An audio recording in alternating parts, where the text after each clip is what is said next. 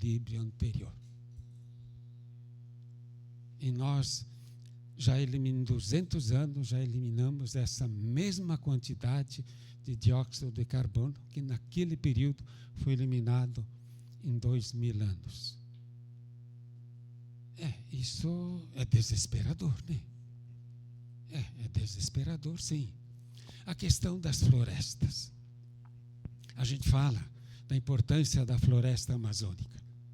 Todas as florestas são importantes para Gaia. Todas as florestas tropicais e as florestas boreais. Acontece que a Amazônia é a última floresta tropical que ainda existe. A Amazônia representa hoje em torno de 1/3 das florestas que existem no mundo. Então, no sistema Gaia de controle da temperatura, todas as florestas são importantes. A floresta lá do litoral, a Mata Atlântica. Quem é da Mata Atlântica aqui? Nós somos, né, Celso? Já 90% da floresta foi destruída em 40 anos. Um tempo rapidíssimo. A gente não sentiu tanto o impacto porque tinha a Amazônia que socializa a sua umidade e as chuvas. Hoje a gente percebe. E porque lá mais próximo ao litoral vem mais umidade e as chuvas são alimentadas também pelo Atlântico. Sabe? Então, o sistema Gaia tem o seu, digamos, controle. Os mares são importantes no equilíbrio da temperatura. As algas marítimas, tão importantes quanto as florestas. Sabe, tão longe da gente, a gente não vê, não sabe o que é isso, né? Então, os glaciais são importantes. Já falei do efeito albedo, que não acolhe o calor, né? Então, é todo um mecanismo. E com o processo industrial, com o modelo capitalista, como o Márcio explicou muito bem, sabe, isso está desequilibrando. As correntes marítimas estão mudando de direção. Já imaginou mudar as correntes marítimas? Entende? O sistema de pescas, de chuva, e as cidades que estão no litoral e tudo mais, né? O oceano já aumentou, parece que 13 centímetros. E pode até 2050 aumentar mais 27 centímetros. A gente acha que 1,5 graus, se sair daqui e passar a porta, que não tem ar-condicionado, é mais que 1,5 graus. A gente não sente. Vocês sabem o que é o fenômeno El Niño? É a mudança de 0,5 grau de temperatura do Oceano Pacífico. 0,5 grau. E interfere no clima de todo o hemisfério norte, aqui na África e na Ásia, de todo o hemisfério sul. O Santa Catarina tem sido muito impactado pelos tufões, pelos ventos. De onde vem? É a mudança de 0,5 grau, acho que alguns de 1 grau na temperatura no Atlântico Sul. Aí no litoral, o impacto que dá no continente. Então, imagina 1,5 graus no planeta todo. É isso que nós estamos vivendo hoje. Tem volta. E como que a gente vai parar se o Brasil hoje fabrica 2,5 milhões de carros novos por ano? No mundo, a gente fabrica 30 milhões de carros novos por ano. E que entram em circulação. E se não fabricar, a economia entra em colapso, né? Obrigado. Então, a questão dos desertos, a desertificação, floresta. Bom, Roraima, o lavrado vai virar deserto muito rápido, gente. O boi não é para a Amazônia. É agressão à Amazônia. O soja também não. O boi, no seu processo de digestão e de ruminação, elimina gás metano, que é 18 vezes mais forte para efeito estufa do que o dióxido de carbono. 22 vezes. Além de todo o espaço físico, né, que o boi precisa para se alimentar. É suicídio isso, gente. Nós estamos no processo de suicídio coletivo. Alguns cientistas já dão prazo até quando, entende? Vai ser favorável à existência da vida humana. Então não é que o planeta não vai acabar. As condições favoráveis à nossa presença no planeta é que está em risco. E aí entra a questão, qual é a nossa tarefa, qual é a nossa responsabilidade? Porque a nossa fé nos diz, a Bíblia nos diz, que não é simplesmente natureza ou recurso. É obra de Deus, é criação de Deus. Bom, a Bíblia não tem o problema de ecologia que nós temos hoje. Ela contempla e admira a grandeza, né? O Salmo 8 é maravilhoso, né? Quando eu olho para o céu e vejo a beleza das estrelas, né? Entende? Não tem como não louvar o Criador, né? E quando fala natureza, a Bíblia fala da grandeza de Deus, porque Ele que controla o mar, Ele que controla o vento, Ele que controla a chuva, Ele que põe limite a tudo, né? Por onde ir? Essa é que é a pergunta, esse é o questionamento que a campanha da fraternidade nos faz. Se a gente lê os cientistas, a Márcia disse que não dorme direito quando lê, entende? É verdade. Não, entende? Os cientistas não dão esperança de futuro. O Brasil, mais um dado para a questão da água. O Brasil já perdeu 15% ou mais das áreas alagadas, dos rios, dos lagos, da superfície dos rios. 15%. E agora, com o esgotamento dos lençóis freáticos, os rios estão baixando o nível. É isso. Então, para onde vamos parar? Mas nós temos um antídoto, como escreve o Leonardo Boff. Diz, qual? Ele diz, o nosso antídoto é uma pessoa bem concreta que serve de referência para nós. Ele diz, é São Francisco de Assis.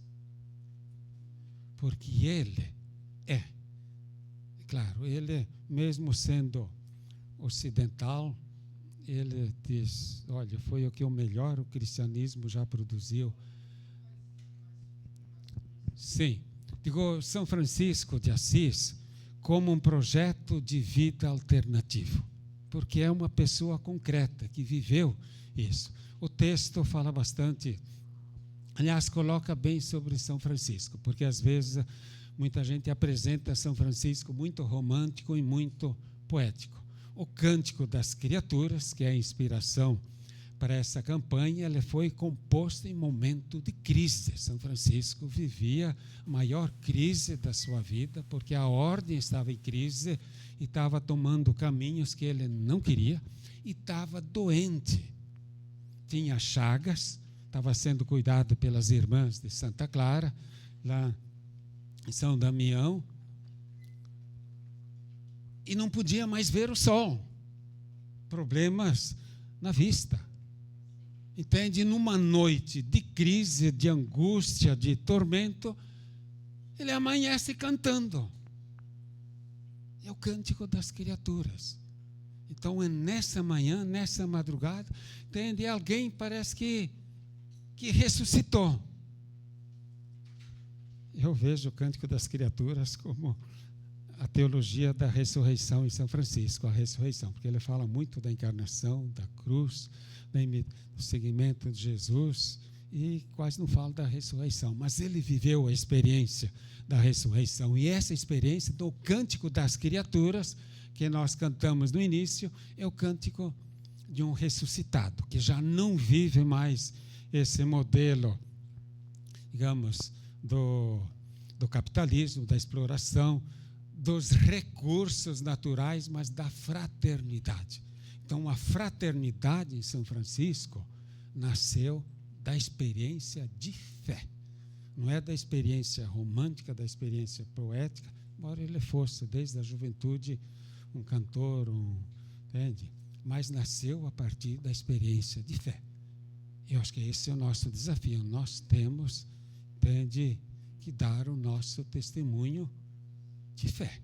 O nosso trabalho, a nossa ação pastoral, a nossa ação evangelizadora é um ato de fé, um testemunho da nossa fé. Essa já é a 8ª ou 9ª campanha da fraternidade que aborda esse tema. Isso significa que a gente ainda não se converteu. Aí a gente ainda, eu fiz questão de colocar esses dados, entende? Podia ter citado ainda outros mais, para mostrar de fato que hoje a gente já estamos numa crise de um colapso do sistema Terra. Tem volta? Do que eu li até hoje, ultimamente tem sobrado pouco tempo para ler esses assuntos. As melhores, mas o melhor instrumento, o melhor equipamento que tem é uma tecnologia muito antiga da própria natureza, que é movida a energia solar e que recicla a atmosfera e que controla as chuvas. São as árvores e a floresta. E há quem diga que para a gente equilibrar o clima hoje, a gente precisaria plantar pelo menos 1 trilhão de árvores. E 1 trilhão de árvores dá uma floresta maior do que o Brasil inteiro.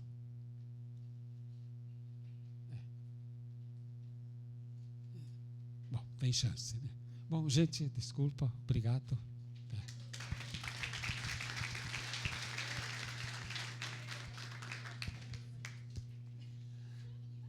Não, depois tem tempo para os avisos. Então, gente, esse é o objetivo da campanha da fraternidade desse ano. De novo nos fazer pensar, de novo nos oportunizar pensar sobre o nosso lugar na terra, o nosso lugar na casa comum, na Mãe Terra, né, na Pachamama. Como é que nós estamos lidando com a nossa casa, né? E como é que nós entendemos que nós somos parte dessa casa? Nós somos parte dessa terra. Eu sou terra. Nós viemos da terra, né? Então, reorganizar aquela relação de dominação por controle ou por recurso e retomar aquele entendimento de cuidado, de proteção. E eu só cuido o que eu amo, não é verdade? Alguém de vocês cuida de alguma coisa que não ama? Não. Eu só cuido se eu amo. Mas para eu amar, eu preciso conhecer. Da importância dessa reflexão de Frei Atílio. Quanto mais eu conhecer, mais eu posso amar. E quanto mais eu amo, mais eu cuido. Mais eu defendo, mais eu me comprometo. Então, a campanha faz esse convite. Como é que nós podemos nos comprometer com a defesa da casa comum, com a proteção da casa comum? Quanto mais nós conhecermos essa dinâmica, mais a gente se aproxima, mais a gente se mistura com ela. Não é à toa que Papa Francisco repete várias vezes que tudo está interligado. Vamos cantar? Só o refrãozinho?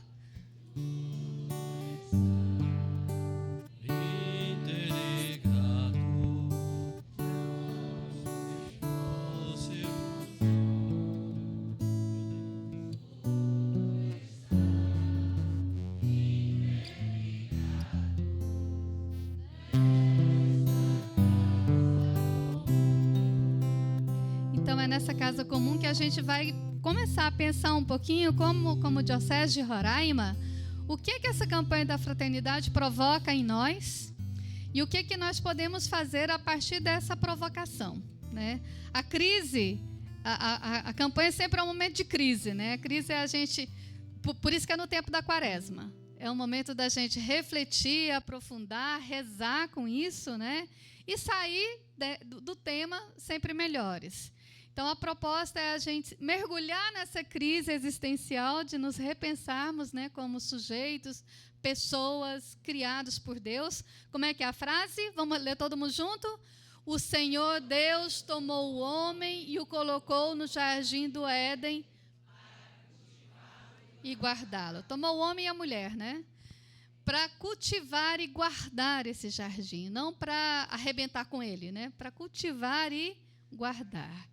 Então, o convite é rever o paradigma da dominação. Deus nos colocou nesse jardim para cuidar e guardar, né? Então, por isso, nós precisamos conhecer e fortalecer as iniciativas de cuidado desse jardim, dessa casa comum.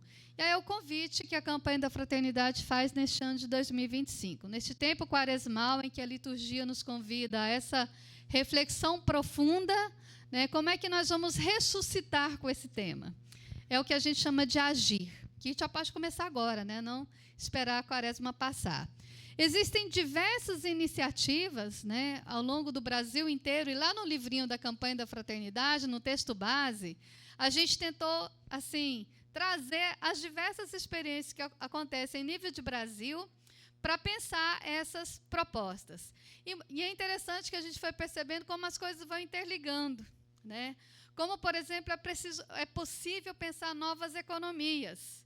As economias circulares lá do grupo Folcolar, que vai interligando com a economia de Francisco e Clara, que vai interpelando outros modos de vida, que vai relacionando, por exemplo, né, com a agroecologia, com o cuidado do lixo, com a produção do lixo. E a primeira pergunta é: nós precisamos produzir tanto lixo como nós produzimos? Nós precisamos consumir tantas coisas que promovem lixo como nós estamos fazendo? Outro desafio para a gente pensar durante a quaresma, que é um tempo oportuno para pensar, por exemplo, o nosso consumo de carne, né? Nós precisamos realmente comer toda a carne que nós comemos para sobreviver? Essa carne traz mais saúde para mim ou ela traz mais doenças? A gente precisa realmente comer tanto boi, uma vez que o boi é um dos principais atores do efeito estufa? O pum do boi, o arroto do boi, provoca um dano tremendo na estufa, na proteção. É puro metano. Aí a pergunta é: nós precisamos comer tanto boi como a gente come agora? E aí um convite que a gente faz hoje, antes de entrar aqui na mobilização, é a gente pensar um pouquinho como é que era uns 30 anos atrás. Eu estou com um grupinho lá na universidade que está treinando exercitando, né, alguns métodos de pesquisa. E um deles se chama DRP, Diagnóstico Rápido Participativo.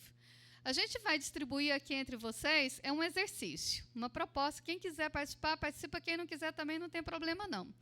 É um exercício, eu pedi isso para Dom Evaristo, viu, gente? Eu acho que a chanceler também autorizou. Eu pedi... Cadê, Dom, aquele envelopezinho amarelo que estava por ali? Ah, já distribuiu? Está ali, tá. Diagnóstico rápido participativo. Então, nesse envelopezinho amarelo ali, tem um questionáriozinho. Algumas perguntas, são 10 perguntinhas, né, para a gente pensar juntos e juntas algumas possibilidades, né, do agir.